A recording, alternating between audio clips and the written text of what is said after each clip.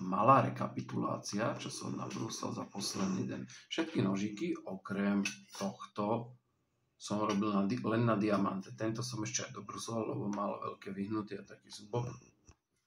Tento z tej 6-kusovej sady je najlepšie nabrúsený. Čepel má krásne vybrúsené, má veľmi pekné ostrie. Dalo sa to. No, tento nožík má napríklad 1 cm hlbokú prasklinu v materiáli a vypadáva z neho pribrúsený malé zrniečka chovu. A jednoducho sú tam 0,5 mm drážky, dierky, zúbočky, neviem, jak to nazvať. Robia to aj ostatné. Tu som bohužiaľ ako brúsiť sklamal, ale nedal mi to materiál jednoducho.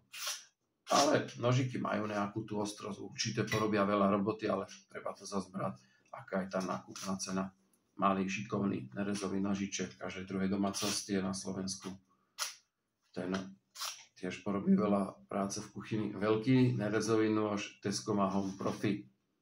Ten sa brúsil výborne, aj som ho vyklepával, lebo tu mal vyhnutý zub. No a toto to spraví veľa práce.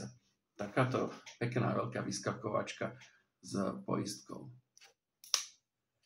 Tam je spravená krásna fazeta. Toto ma bavilo brúsiť. To je pekný dlhý nožík, krásne rovnomerne sa brúsil. Predtým mal len taký 0,5 mm výbrus, teraz to má, hádam, aj 2 mm. To bola radosť brúsiť toto. To spraví majiteľovi tiež radosť. Pekný nožík, veľký, ale ťažký. Nejaký švajčár. Toto mi ľudia nenosia väčšinu. Bergers Gerber. Škoda tejto pilky, no tam to brúsiť neviem. Ale fazeta sa dala spraviť pekná.